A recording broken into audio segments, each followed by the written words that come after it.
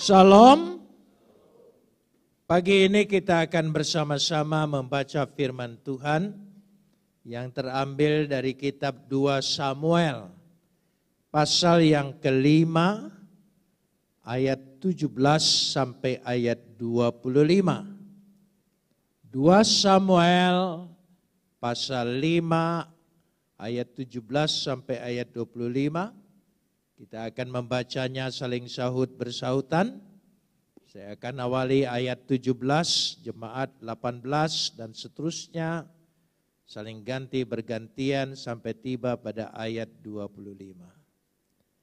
Ketika didengar orang Filistin bahwa Daud telah diurapi menjadi raja atas Israel, maka majulah semua orang Filistin untuk menangkap Daud. Tetapi Daud mendengar hal itu, lalu ia pergi ke kubu pertahanan. Ayat 18.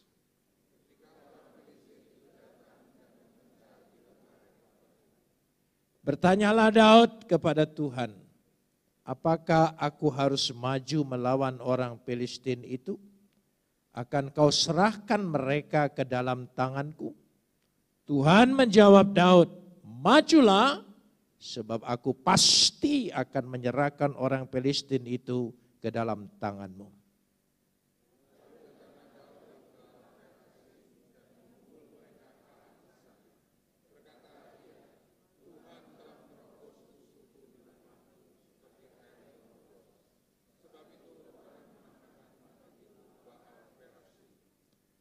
Orang Filistin itu meninggalkan berhalanya di sana. Lalu Daud dan orang-orangnya mengangkatnya.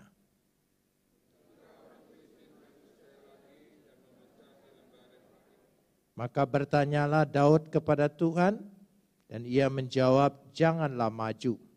Tetapi buatlah gerakan lingkaran sampai ke belakang mereka, sehingga engkau dapat menyerang mereka dari jurusan pohon-pohon kertau.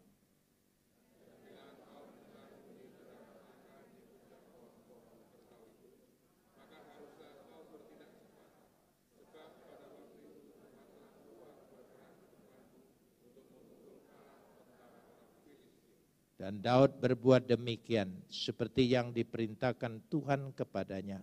Maka ia memukul kala orang Filistin mulai dari Geba sampai kepada Gezer.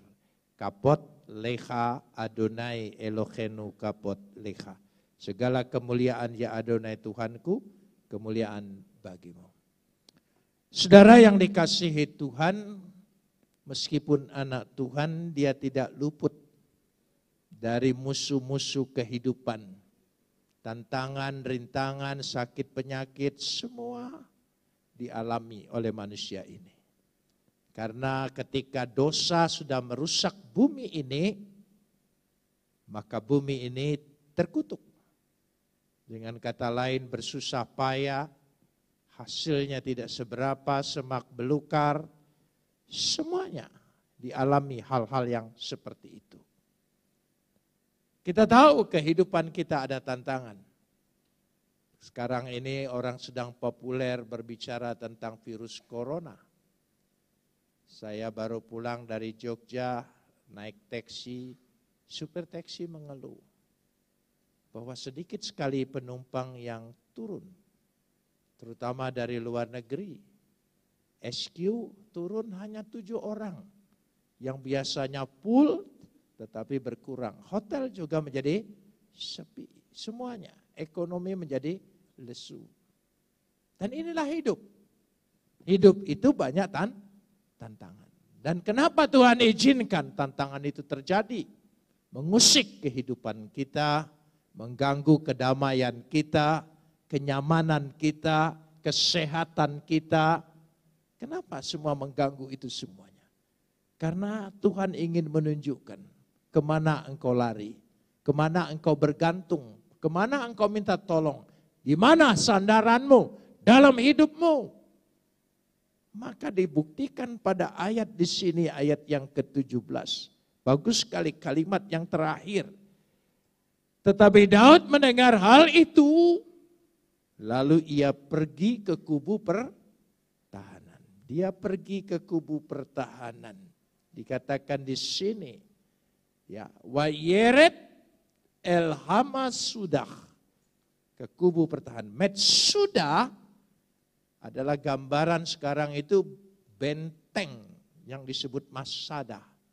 Ya, dari bawah disebut naik, tapi dari lembah, orang lembah datang disebut turun. Dan mereka bergerak maju.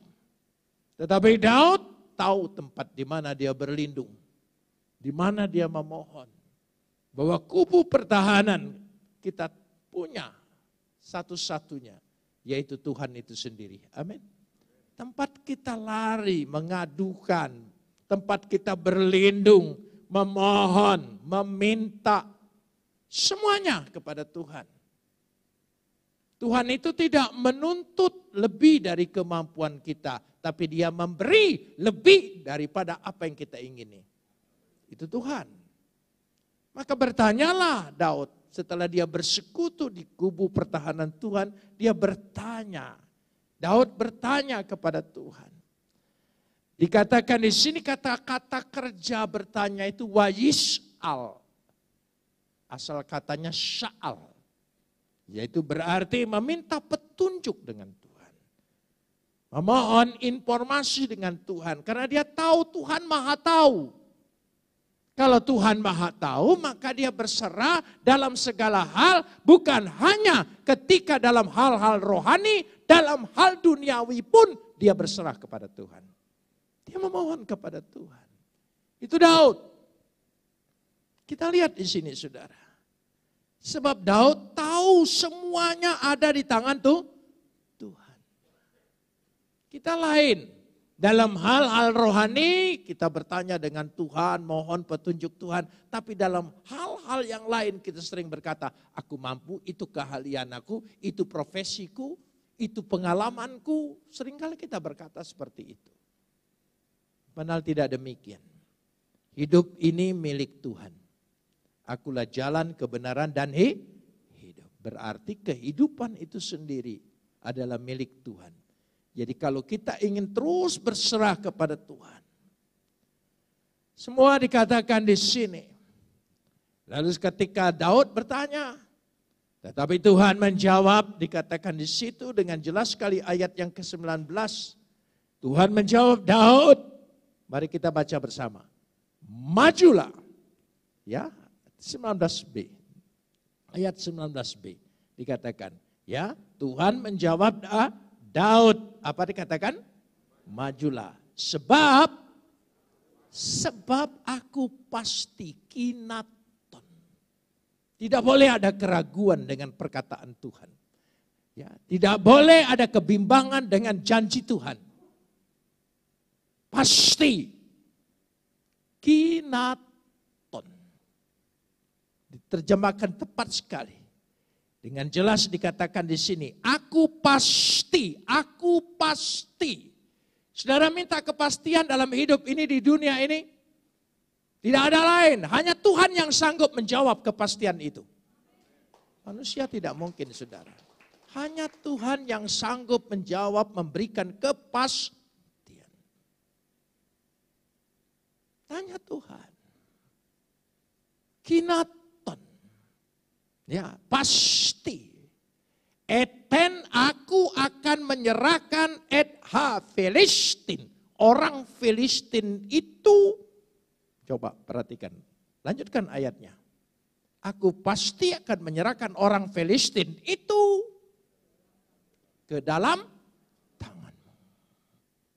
Amin saudara. Di dalam genggaman kita, di dalam kekuasaan kita, di dalam wewenang kita, di dalam kekuatan kita. Kalau engkau bersama Tuhan, Tuhan ada dalam hidupmu. Amin. Dia akan serahkan itu. Itulah kekuatan yang Tuhan berikan. Sehingga dikatakan di situ dengan jelas. Kalau saya katakan di sini kata ale majulah, tetapi juga bisa naiklah, tingkat kanlah, ada sesuatu yang jelas. Masih ayat, masuk kepada ayat 20. Lalu datanglah Daud di Baal Perashim. Ya, dikatakan di situ Baal Perasim. Ya, kalau kita lihat ya bahwa Tuhan ingin menunjukkan bahwa Tuhan yang bergerak di sana. Ya, dikatakan di situ ya ketika itu dia memukul, mereka kalah di sana. Berkatalah ia. Tolong kita baca bersama. Berkatalah ia. Tolong. Tuhan telah menerobos musuhku di depanku seperti air menerobos. Saudara percaya dalam Tuhan ada terobosan-terobosan yang tidak pernah kita duga. Ekonomimu tersendat, karirmu tersendat, semua. Percayalah dalam Tuhan dia ada terobosan-terobosan. Mengimani. Terobosan-terobosan itu tidak dapat dibendung seperti banjir badang datang. Tidak dapat dibendung. Dikatakan karena Tuhan menerobos. Farats Adonai. Tuhan telah menerobos. Dia memberikan terobosan. Saudara percaya itu? Ya. Tidak ada jalan buntu. Tidak ada. Tidak ada pintu yang tertutup. Jangan percaya itu semua. Percaya janji Tuhan. Tuhan kita Tuhan yang menerobos. Amin. Farats Adonai. Amin. Tuhan menerobos. Engkau mendapat keputusan, mendapat vonis, dapat apa tentang kesehatanmu, tentang segala sesuatu yang menakutkan semuanya. Boleh didengar, tapi bukan jadi pegangan untuk mengimani. Ya, boleh didengar, boleh waspada, boleh. Tetapi lebih daripada itu, Tuhanku adalah Tuhan yang menerobos. Coba imani, apa keadaanmu? Menghadapi tidak ada jalan keluar, jalan buntu. Oh, jangan khawatir, katakan Perets Adonai. Tuhan menerobos. Saudara mengimani? Amin. Ya, tegur teman sebelah. Tuhan menerobos. Ya, apa yang terjadi dalam kehidupanmu? Amin, saudara. Loh iya, jangan pikir ini akhir. Ini seolah-olah tidak ada jalan. Habislah aku. Oh, tidak. Sama seperti Yunus ketika ditelan ikan. Matilah aku, mati. Dia tidak pernah berpikir bahwa dia akan dikeluarkan oleh ikan itu. Tidak pernah berpikir. Tapi Tuhan sanggup. Tuhan sanggup. Tuhan kita ini Tuhan yang kuasa, Tuhan yang sanggup. Bukan Tuhan yang disembah sebagai simbol. Bukan. Tuhan yang berkarya, Tuhan yang bekerja, Tuhan yang menebus, Tuhan yang mengampuni, Tuhan yang memberkati. Amin. Setiap bulan awal bulan kita peringati itu. Itu karya Tuhan. Bahwa Tuhan kita Tuhan yang hidup, Tuhan yang bangkit. Amin. Mari kita imani. Perets Adonai. Tuhanku menerobos dan terobosannya seperti banjir air bandang. Siapa? Semua yang menghalangi dilululantakkan oleh dia. Dilululantakkan semua. Sehingga dikatakan di situ bahwa Daud ya seperti Keferet Mayim, seperti air yang menerobos. Saya tidak pernah air putus asa. Air itu selalu bekerja, berkarya, selalu dikatakan di situ. Sebab itu orang menamakan tempat itu apa? Tempat apa? Baal Perasim. Tuhan yang membuat terobosan. Katakan Tuhan yang membuat terobosan. Sekali lagi, Tuhan yang membuat terobosan. Amin, saudara. Kita selalu punya terobosan. Ya, imani itu. Ya. Jadi ini penting, jadi pegangan dulu. Ya, jadi pegangan pedoman, kepercayaan, keyakinan, Tuhan kita bukan tinggal diam. Ya, tidak. Tapi Tuhan kita adalah Tuhan yang memberikan terobosan di situ. Sehingga jelas sekali. Lalu apa dikatakan? Bergantung betul dengan Tuhan. Dengan pengalaman seperti itu, Daud tidak pernah berhenti bertanya kepada Tuhan. Tidak pernah berhenti. Dia terus. Dengan pengalaman satu kali, oh Tuhan pasti menang. Untuk selanjutnya, kasus selanjutnya. Lalu bertindak sendiri. Enggak, itu tandanya orang yang berserah dan percaya kepada Tuhan. Dia selalu, setiap saat, setiap masalah. Tidak pernah berhenti dia. Ya, kita lanjutkan dari ayat 22 sampai ayat 25. Saudara, kalau saya perhatikan dari 22 sampai 25 ini adalah strategi Tuhan. Strategi Tuhan. Tuhan punya strategi. Tuhan tuh punya strategi. Kita suka mengatur strategi kita. Oh boleh-boleh saja. Tapi Tuhan punya strategi. Ya, dari situ. Tanya Tuhan. Tuhan, apa maunya Tuhan? Coba kita lihat di sini. Dari beberapa ayat ini. Ayat 23. Janganlah maju. Tapi buatlah gerakan apa? Lingkaran. Sampai ke belakang mereka. Heshef al-akharechem. Gerakan lingkaran. Kesatuan. Mata rantai yang tidak bisa terpisah. Kita harus bersatu dalam berdoa. Percaya. Melayani. Amin. Suami, istri dalam menghadapi masalah. Semua harus berpegangan tangan. Bersatu. Membuat lingkaran. Jangan terputus lingkaran itu. Bahkan terus lingkaran itu menjadi gelombang yang melebar. Libatkan semua. Itu strategi Tuhan. Kesatuan itu penting. Dan kesatuan gerakan, kesatuan tindakan, kesatuan fokus, kesatuan tujuan akan mencapai kemenangan. Amin. Jelas sekali. Sehingga engkau dapat menyerang mereka. Ya, sehingga engkau dapat menyerang mereka, ayat 3. Sehingga engkau dapat menyerang mereka dari jurusan pohon-pohon kertau. Saya agak bingung pohon kertau ini bahasa Indonesianya apa. Gitu ya, pohon kertau. Tapi kata di sini pohon kertau, bechaim. Bechaim itu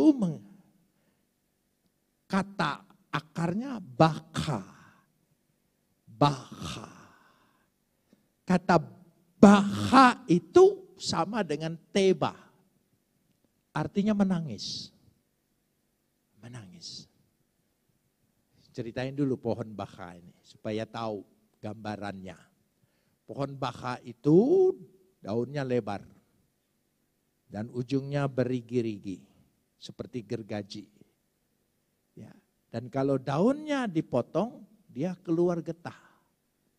Dan tetesan getahnya itu seperti orang menangis. Sehingga orang namakan itu pohon menangis. Kan manusia itu selalu melihat itu kan. Karena lihat sirsak itu putih, maka dinamai nangka Belanda. Ya, tidak disebut asam Jawa, beda saudara ya. Karena lihat orang Jawa hitam tidak putih, jadi asam. Ya, tidak disebut asam Manado. Nah, itu bedanya. Ya. Nah, sudah sampai di situ dulu ya. Jadi dia menamain sesuai dengan itu. Jadi pohon itu. Dan kalau ada gerakan di bawah, pohon itu goyang.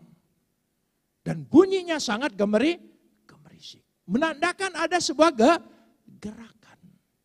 Jadi Tuhan kita Tuhan yang hidup. Tuhan itu punya gerakan. Irama gerakan Tuhan. Jangan sampai kita terlewat. kita harus bersama melangkah. Kalau Tuhan bergerak, berkarya, bekerja di Indonesia, kita semua bergerak. Pasti menang. Amin. Ada gerakan. Itu yang dimaksudkan. Bukan pohon air mata lalu kita harus menangis air mata. Bukan itu saudara, jangan diterjemahkan seperti itu. Jadi dia gemerisik bunyinya. Ada sebuah gerakan. Sekali lagi, kalau kita ingin hidup kita harus punya gerakan. Rumah tangga harus punya apa? Gerakan. Suami istri tidak boleh terpaku dengan kesedihan, dengan masalah, dengan persoalan. Harus ada apa? Gerakan. Jangan terhenti usahamu hanya karena orang menipu usahamu. Tidak boleh. Buat gerakan. Percaya Tuhan punya terobosan. Amin. Tidak boleh terhenti. Wah, saya stres. Udah sampai di sinilah karir saya. Jangan matiin diri sendiri. Tuhan ada gerakan. Karena itu gerakannya itu artinya gemerisik bunyinya ada tanda gerakan seperti angin, tapi tidak ada bentuk, tapi bisa merasakan, itulah yang disebut gerakan Roh Kudus. Roh Kudus bergerak.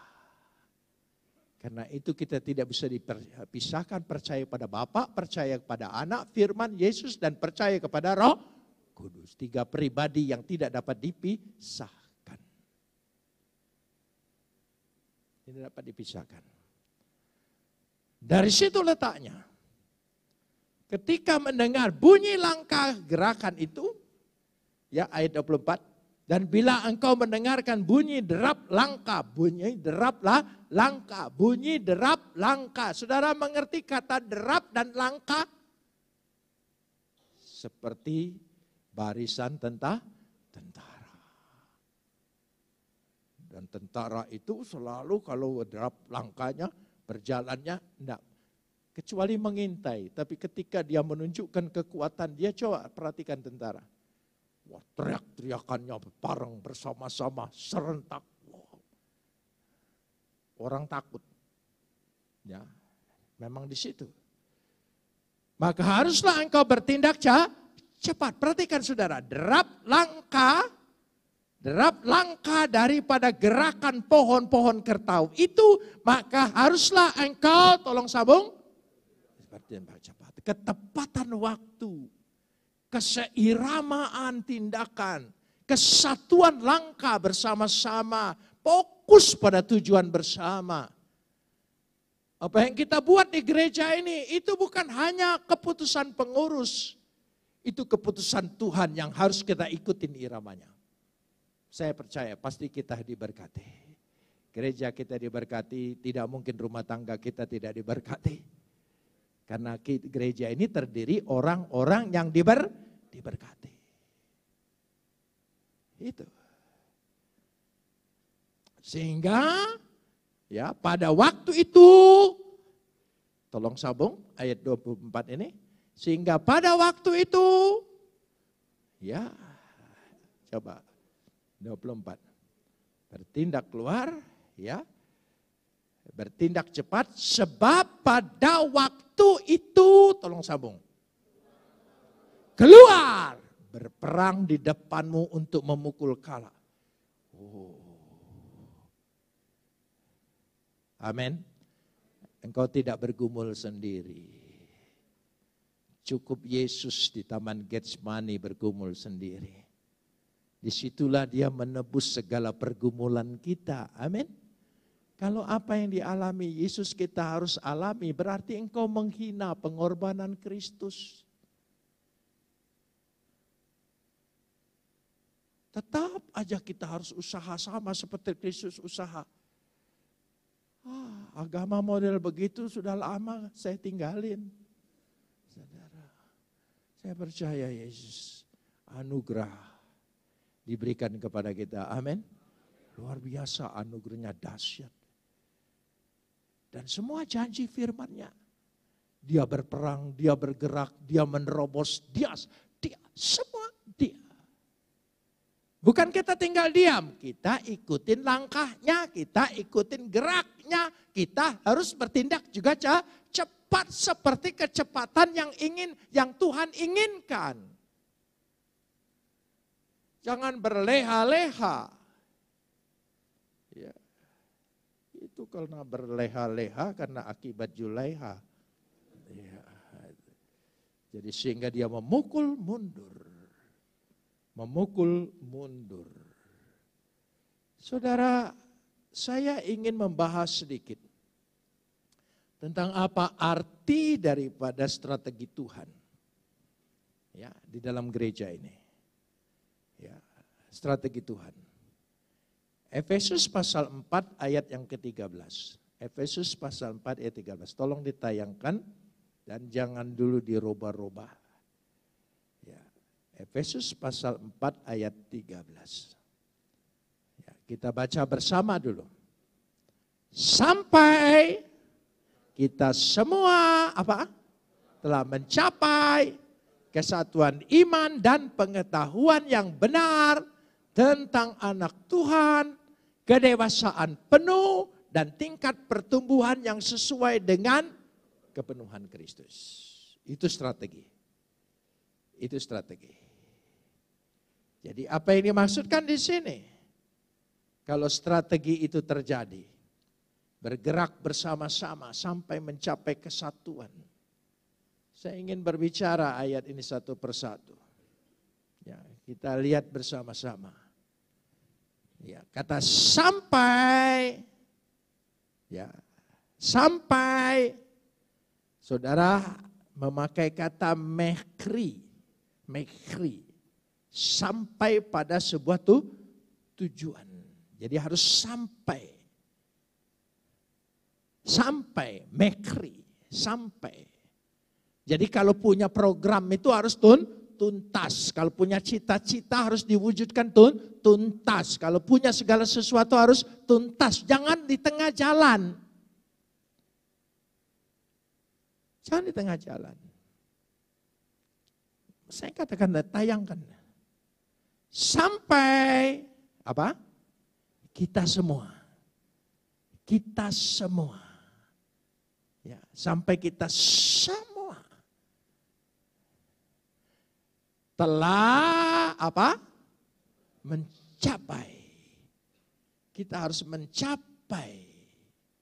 Kata kita semua itu ya untuk menunjukkan hoi pantes semua. Katante somen mencapai, ada target, ada goal yang kita inginkan. Jadi jangan mengalir saja.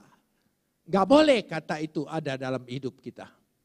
Apalagi di gereja, tidak boleh. Jangan soal mengalir-mengalir. Udah, saudara. Ya. Tapi harus sampai mencapai, ada kata capaian. Ada kata capaian. Katante somen mencapai. Hoi pantes semua pada eistenhenoteta, pada kesatuan. Satu. Karena kalau kita bicara tentang Efesus pasal 4, surat Efesus khususnya dia berbicara tentang kesatuan. Sampai kesatuan suami dan istri, semua mencapai soal kesatuan. Itu tema daripada Efesus. Semua harus kesatuan. Kesatuan iman dan pengetahuan yang benar. Tentang Yesus Kristus. Hati-hati. Ada yang mengabarkan Yesus lain. Yesus yang perlu ditolong. Apalagi bilang Yesus jin. Ya, itu tidak benar itu. Orang Kristen tidak boleh pakai kata jin. Lembaga Alkitab juga ada keliru itu. Ya, dia tidak absolut. Saya ingin tanya, kalau pakai istilah agama orang lain tuh hati-hati. Karena dia terminologinya berbeda. Jin yang kita pikir apa coba? Ya, seperti lampu Aladin gitu. Gosok-gosok dia keluar. Itu jin India. Oh ya, itu jin India. Jin yang hilang tiba-tiba datang. Itu film seri Amerika. Itu jin Hollywood. Saudara, itu beda saudara. Jadi tidak sama. Jin, barangkali kita pikir juga itu sama dengan setan. Kata jin ini berasal dari Arab. Khususnya dari agama saudara kita Islam. Ya, ada kata makhluk surgawi yang namanya jin. Ada jin Islam, ada jin kafir. Ya, jadi jinnya dua macam. Jin Islam ikut sholat, ikut puasa, itu ya sama ibadah. Jin kafir itu murtad sama sekali. Itu jin kafir. Kalau kita pakai kata jin, apa kita punya pengertian ada jin Kristen? Ada jin kafir. Jin Kristen ikut ibadah di tempat ini. Loh ya, ini risiko kalau kita pakai istilah orang lalu kita tidak ngerti. Saya seleksi sekali itu. Makhluk jin menurut saudara kita di sana, itu, manusia diciptakan dari tanah, jin diciptakan dari api. Malaikat diciptakan dari cahaya. Saya ingin tanya, apa kita punya pengertian dalam pengajaran Kristen dan Alkitab seperti itu? Apa ada? Nah itu. Jadi jangan sembarangan. Itu hanya gambaran serentak saja. Jadi maksud saya kita harus sungguh-sungguh punya kesatuan iman dan pengetahuan. Kesatuan iman dan pengetahuan yang benar tentang Yesus Kristus. Amin. Yesus adalah segala-galanya. Tambah Yesus. Walaupun engkau berkata Tuhan. Tidak. Hanya Yesus yang dapat menyampaikan kita kepada Bapa. Hanya Dia yang berasal dari Bapa. Tidak ada yang lain. Ya. Kalau ada jalan lain, ngapain saya susah payah ikut Yesus ditahan 6 tahun? Kalau memang ada jalan lain. Tapi saya tahu tidak ada jalan lain. Hanya Yesus. Yesus. Fokusnya gereja kita tidak boleh lepas dari pribadi Yesus. Dalam segala hal. Kalau ada yang mengganggu gugat pribadi itu, berarti itu tidak seiman dengan kita. Lebih baik orang seperti itu jangan ngaku Kristen. Masuk saja aliran kepercayaan. Kan disahkan sekarang boleh di KTP. Seperti itu. Tapi telah mencapai apa? Kesatuan dan pengetahuan yang benar. Tadi kata pengetahuan. Ya. Lalu tunjukkan saudara. Kita naikkan itu. Kedewasaan penuh. Kedewasaan penuh. Ya. Jadi Andra itu dewasa. Ya, dewasa. Dewasa itu untuk menunjukkan di sini bukan lagi seperti anak-anak. Kata Andra di situ lebih mengacu kepada kesempurnaan.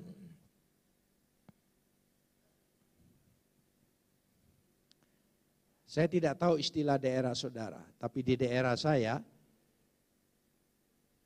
kalau kita sudah besar, sudah berumah tangga, lalu orang-orang selalu berkata sudah jadi orang. Jadi selama ini jadi apa ya saudara? Jadi maksudnya manusia secara utuh.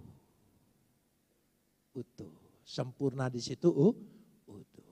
Jadi kita semua sudah dewasa, jadi tingkatkan kerohanian kita, pengetahuan kita, pengenalan kita, kesatuan kita, sehingga kita sungguh-sungguh menjadi utuh. Utuh.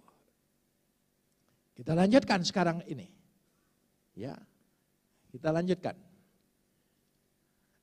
Karena itu kalau saya lihat di sini, kita lanjutkan ayat ini. Kedewasaan penuh dan tolong sambung. Dan apa?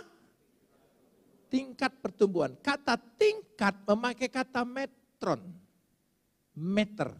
Bisa diukur. Ada tingkatan. Bisa diukur. Ya, meningkat atau tidak. Ya, kualitasnya meningkat atau tidak.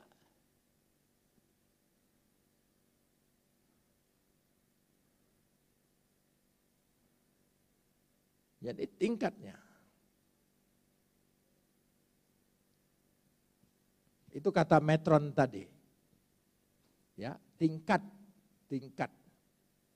Ya, satu tingkat. Lalu pertumbuhan. Helikia, pertumbuhan. Pertumbuhan itu berbicara secara biologis, berarti bisa dilihat pertumbuhannya. Saudara punya anak kecil, ya kan dilihat pertumbuhannya. Pertumbuhannya. Kalau berat badannya tidak sesuai dengan umurnya dan sebagainya, itu kan dokter memberikan saran supaya kita ada tingkat itu ukuran, pertumbuhan itu bisa diukur juga. Sejauh mana pertumbuhan iman percaya umat ini menguasainya supaya tidak terombang-ambing. Harus ada tingkat terus. Saudara mengerti bertumbuh. Bertumbuh akan dia berbuah. Amin. Oh iya, jadi pertumbuhan. Ya. Kalau pertumbuhannya tidak ada, ya itu berarti disebut terbelakang kan? Disebut terbelakang. Jadi sekali lagi sudah ada kedewasaan penuh, tingkat pertumbuhan yang sesuai dengan apa? Kepenuhan Kristus. Coba satu persatu saudara renungkan dari Efesus. Ini strategi ilahi. Itu cara Tuhan membuat lingkaran makin hari makin besar sehingga mengepung musuhnya. Ketika musuhnya berada di situ di bawah, mereka bergerak sesuai dengan irama Tuhan dan Tuhan berjalan di depan berperang melawan musuh-musuhnya. Amin. Ya, apa musuh hidup kita? Ya, kesehatanmu, ekonomimu, karirmu, kebahagiaanmu, dalam rumah tanggamu, apa saja yang jadi musuh kita. Percayakan pada Tuhan. Amin. Terakhir saya ingin menyampaikan, ingatkan kembali. Ya, masih ingat kata Peretz Adonai? Ya, Tuhan menerobos. Saudara mengimani? Ya, jangan ada jalan buntu ya. Cukup gang buntu, enggak apa-apa saudara. Tapi jalan buntu tidak ada. Jangan seperti semua jalan tertutup. Tidak lagi bicara terbuka, Tuhan membuka. Ya, dan membuka. Dia tidak ada kekuatan yang dapat menahannya. Amin. Anak Tuhan pasti berhasil. Kalau dia sungguh-sungguh dalam hidupnya lengkap, ya percaya Tuhan itu tidak dalam satu bidang saja ketika di gereja. Tapi percaya dalam hari lepas hari. Percaya dalam segala tindakan. Ketika di kantor percaya. Wah, rapat ini jalan buntu. Oh, senyum mestinya. Peretz Adonai. Tuhanku menerobos. Mari kita berdoa.